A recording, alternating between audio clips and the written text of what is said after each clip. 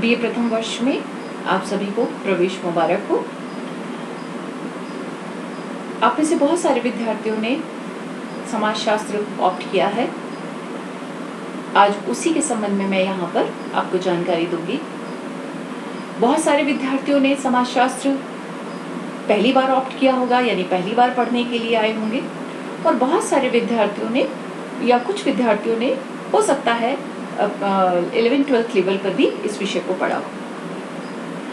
लेकिन बहुत सारे लोगों के अंदर इस विषय को लेकर ये मिथ होता है कि समाजशास्त्र विषय कुछ लोग इसलिए ले लेते हैं कि ये बहुत आसान विषय है, इसमें परिवार, धर्म, जाति, नातेदारी, विवाह ये सब पढ़ा जाता है। जनरली जो आम लोगों के बीच में धारणा है वो यही है कि समाजशास्त्र विषय को इसलिए लेते हैं क्योंकि ये बहुत सरल विषय है और इसमें मनमानी तरीके से हम कुछ भी लिख सकते हैं, क्योंकि परिवार, धर्म, जाति के बारे में हम तो जानते हैं।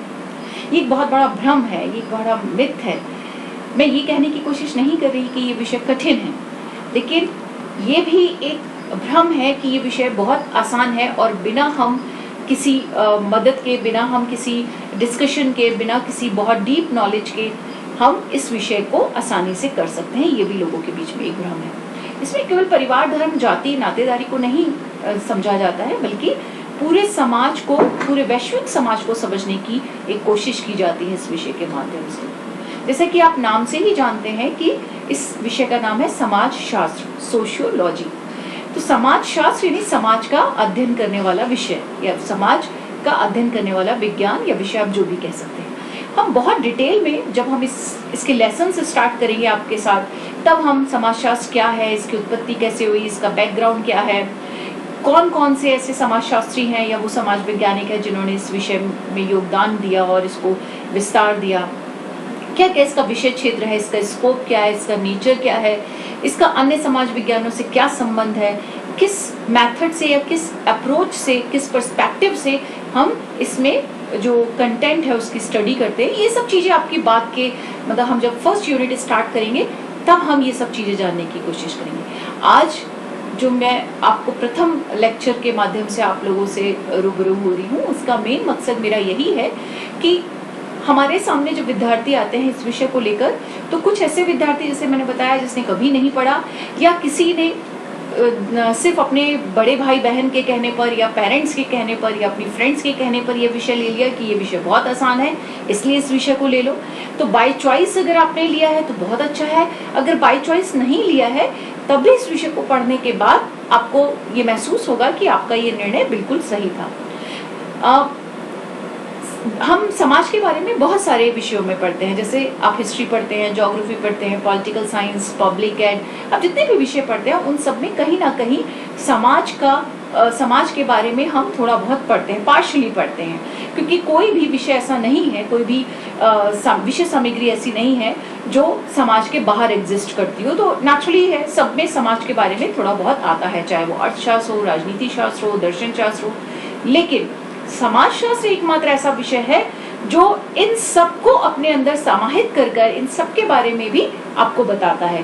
वो हिस्ट्री से भी जुड़ जाता है, पॉलिटिकल साइंस से भी जुड़ जाता है, पब्लिक एड से भी जुड़ जाता है, फिलॉसफी से, वो हर चीज की स्टडी करता है और सबके समग्र अध्ययन को हमारे सामने प्रस्तुत करता है। पहली चीज। दूसरी चीज, यानी ये एक अपने आप में बहुत व्यापक विषय हो गया। और जो दूसरा इसके साथ बहुत अच्छा एस्पेक्ट है वो ये कि इस विषय को पढ़ने के बाद हम खुद को और समाज को बहुत अच्छे से समझने लगते हैं। समाज में संबंध क्या है, संबंध कैसे बनते हैं, संबंध कितने प्रकार के होते हैं, ये बहुत सारी चीजें, समाज में बहुत सारी जो प्रॉब्लम्स आती हैं, चाहे वो पॉलिटिकल प्रॉब्लम्स हो, सोशल प्रॉब्लम हो, कल्चरल प्रॉब्लम हो, इकोनॉमिक प्रॉब्लम हो, फिलोसफिकल हो, साइकोलॉजिकल हो, जितनी समस्याएं या चुनौतियां हैं, हेल्थ रिलेटेड जो प्रॉब्लम्स होती हैं या चुनौतियां होती हैं, चैलेंजेस होते हैं, इन सबसे रिलेटेड जो प्रॉब्लम्स हैं, इन सबको का समाधान कैसे करना है, इनको डील कैसे करना है, इनको फेस कैसे करना है, इन सब की बात भी हम यहाँ करते हैं। इवन कुछ जो मेंटल प्रॉब्लम्स होती हैं, जैसे तनाव है, आप जिसको आप स्ट्रेस या टेंशन कहते हैं, तो स्ट्रेस है, टेंशन है ना, बहुत सारे डिसऑर्डर है, मेंटल डिसऑर्डर हैं, वो सब के कारण क्या हैं? बहुत सारे कारण जो है नेचुरली जो मनोवैज्ञानिक है वो ये कहता है कि जितने भी मेंटल डिसऑर्डर हैं उन सब के कारण मानसिक होते हैं, पर समाजशास्त्र ये कहता है कि इन सब के पीछे जो इनकी जड़ है, इनकी जो ओरिजिन है, वो भले ही मेंटल हो, लेकिन उसका जो इन्फ्लुएंस होता है और उसके बहुत सारे जो फैक्टर्स या कारक होते हैं वो समाजशास्त्र से जुड़े होते हैं। तो हमें समाजशास्त्र की नॉलेज हर हालत में होनी चाहिए, चाहे हम पॉलिटिकल साइंस मतलब हम पॉलिटी के फील्ड में जाते हैं, हम इकोनॉमिक किसी भी फील्ड में आप जाते हैं, आपको समाजशास्त्र बहुत हेल्प करता है।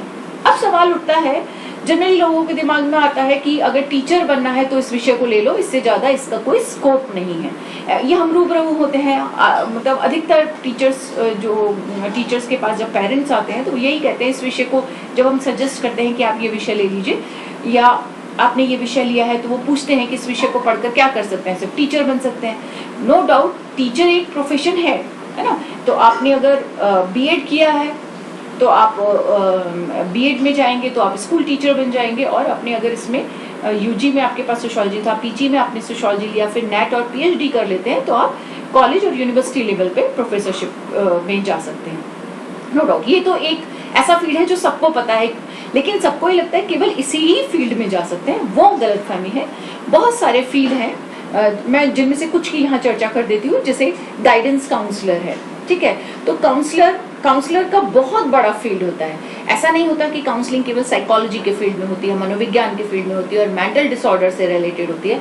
बहुत सारा आपको कैरियर से रिलेटेड काउंसलिंग है, फैमिली में प्रॉब्लम्स है उससे रिलेटेड काउंसलिंग है, रिलेशनशिप में है, बहुत सारी जगहों में काउंसलिंग की जरूरत होती है। तो जो गाइडेंस काउंसलर होता है वो सोशियोलॉजी के फील्ड से जा सकता है। मीडिया प्लानर है, इसमें मीडिया में एडवर्टाइजमेंट से रिलेटेड है, उसका सोसाइटी पे क्या इम्पैक्ट करता है, रिसर्च करनी है, वो सब सोशियोलॉजी के फील्ड से होता है। आप जर्नलिस्ट बन सकते हैं, एक जर्नलिस्ट बहुत अच्छा सोशियोलॉजिस्ट ही हो सकता है और एक बहुत अच्छा सोशियोलॉजिस्ट एक जर्नलिस्ट भी होता है, उसमें ये गुण होने चाहिए। ह्यूमन रिसोर्स रिप्रेजेंटेटिव के रूप में आप काम कर सकते हैं, क्योंकि सोशियोलॉजिस्ट जो होता है, जैसे मैंने कहा, सोसाइटी की बहुत बारीकी से स्टडी करना सिखाता है। समाज के हर एक पक्ष, आर्थिक, सामाजिक, राजनीतिक, मनोवैज्ञानिक, हर पक्ष को वो टच करता है, बहुत बारीकी से करता है, उसमें कॉज इफेक्ट रिलेशनशिप स्टैब्लिश करना सिखाता है। तो इसकी वजह से हम बहुत सारे फील्ड में जा सकते हैं। उसमें से एक ह्यूमन रिसोर्स रिप्रेजेंटेटिव बन सकते हैं। लॉयर, आप ये देखिए, ज्यादातर जो केसेस होते हैं लॉ के, कितने जो भी केसेस होते हैं, फैमिली ब्रोकन का होता है, डिवोर्स का होता है, चाइल्ड मैरिज का होता है, चाइल्ड अब्यूज का होता है, विमेन अब्यूज का होता है, बहुत सारे केसेस हैं जो फैमिली से रिलेटेड है, मैरिज से रिलेटेड है, यानी ह्यूमन बिहेवियर और ह्यूमन रिलेशंस को लेकर है। वहां पर सोशियोलॉजिस्ट बहुत अच्छे काम कर सकता है। मीडिया प्लानर, जैसे कि मैंने अभी पहले भी बताया, हेल्थ सेक्टर में काम कर सकता है। मेरे कुछ स्टूडेंट्स हैं जो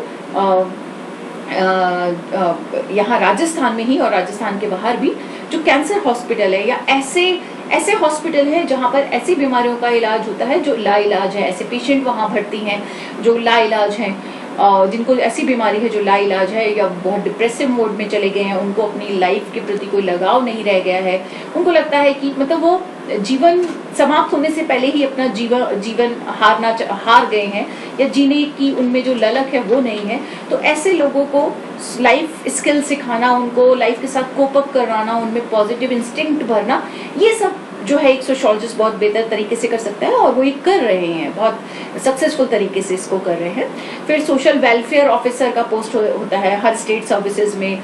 जैसे राजस्थान में अभी अगर देखें तो आरपीएससी के थ्रू ये सोशल वेलफेयर ऑफिसर की पोस्ट निकलती है।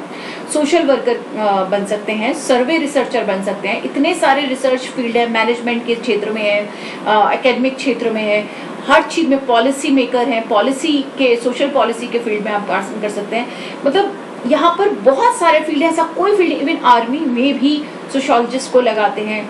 इंजीनियरिंग कॉलेजेस में भी एक पेपर होता है सोशल इंजीनियरिंग का, कि अगर आपको लगता है कि आप यहाँ नहीं पढ़ाना चाहते जो ट्रेडिशनल कॉलेजेस या कोर्सेज जहाँ चलती है बीए में, तो आप इंजीनियरिंग कॉलेज में भी सोशल इंजीनियरिंग एक पेपर होता है, वहाँ अप्लाई कर सकते हैं। बहुत सारे फील्ड हैं, there are lots of field जहाँ आप अपनी ये स्किल दिखा सकते हैं और पढ़ा सकते हैं और मतलब अपनी इस स्किल का, अपनी इस नॉलेज का यूज कर सकते हैं। तो ये कभी भी मत सोचिए कि समाजशास्त्र एक ऐसा विषय है जिससे आप केवल टीचिंग लाइन में जा सकते हैं, या ये केवल यूजलेस है, या आपने सिर्फ इसलिए ले लिया है कि ये बहुत आसान है, या फिर इसलिए ले लिया है कि कोई सब्जेक्ट नहीं मिल रहा था हमने इसलिए ले लिया है, नहीं। और सबसे इम्पोर्टेंट चीज कि अगर आप इन सबके साथ प्रशासनिक सेवाओं में जाना चाहते हैं, आईएएस है, आरएएस है, तो भी इसका बहुत स्कोप है, क्योंकि आपको फाइनली काम तो सोसाइटी में करना है। एक प्रशासनिक अधिकारी बन के ही सही। तो जब हम प्रशासनिक अधिकारी के रूप में काम करते हैं या पॉलिटिकल फील्ड में हम काम करते हैं, किसी एक पद को हम ग्रहण करते हैं और वहाँ काम करते हैं, तो सोसाइटी को अगर आपने बहुत अच्छे से समझा है, सामाजिक संबंधों को, समाज से जुड़े सारे संबंधों को समझा है आपने, तो आप इस सब्जेक्ट के साथ बहुत अच्छा कर सकते हैं। तो आप सबको ये विषय चयन करने पर बहुत बहुत बधाई। और मैं आपको ये उम्मीद दिलाती हूँ कि इस विषय को पढ़ने के बाद आपको ये नहीं लगेगा कि आपने इस विषय को लेकर गलती की या ये विषय कोई ऐसा था जो आपके कैरियर में हेल्पफुल नहीं होगा। तो मेरा ये मानना है कि ये विषय लेके आपने कोई गलती नहीं की, और इस विषय को जब आप पढ़ना शुरू करेंगे तो आपको लगेगा कि ये बहुत ही रेलेवेंट विषय है। Thank you.